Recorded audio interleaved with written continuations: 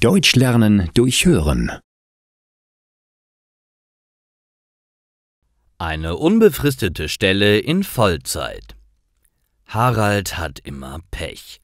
Nichts in seinem Leben funktioniert. Letztes Jahr hat er eine neue Arbeitsstelle begonnen.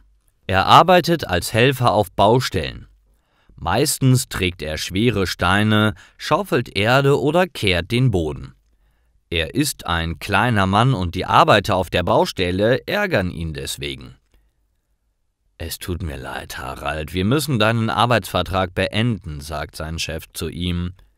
Sein Vertrag war befristet. Sein Chef hat ihn nicht verlängert.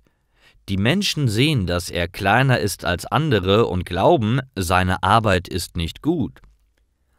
In Wahrheit hat ihm einfach noch nie jemand eine Chance gegeben. Er weiß, dass er gute Arbeit leisten kann. Traurig geht er nach Hause.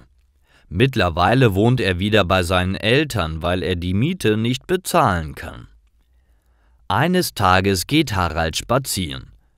In seinem kleinen Dorf ist es ruhig. Harald denkt nach.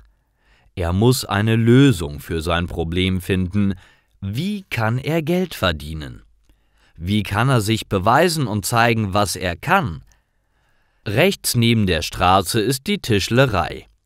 Neugierig sieht Harald zu, wie ein Mann das Holz schneidet. Der Mann sieht Harald und winkt ihm zu. Harald geht zu ihm. »Das sieht lustig aus«, sagt er. Der Tischler legt das Holz auf eine Maschine und schneidet es. »Das wird ein Hocker«, sagt er stolz. Harald ist fasziniert. »Darf ich helfen?«, fragt er. Der Mann lacht, aber Harald meint es ernst.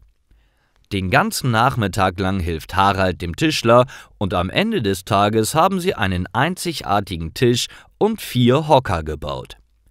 Harald hatte sehr viel Spaß dabei. »Suchst du zufällig eine neue Arbeit?«, fragt der Tischler heiter. Haralds Augen strahlen. »Ja«, antwortet er schnell. Er hat endlich eine unbefristete Vollzeitstelle gefunden, die ihm Spaß macht. Der Tischler gibt ihm eine Chance, sich zu beweisen.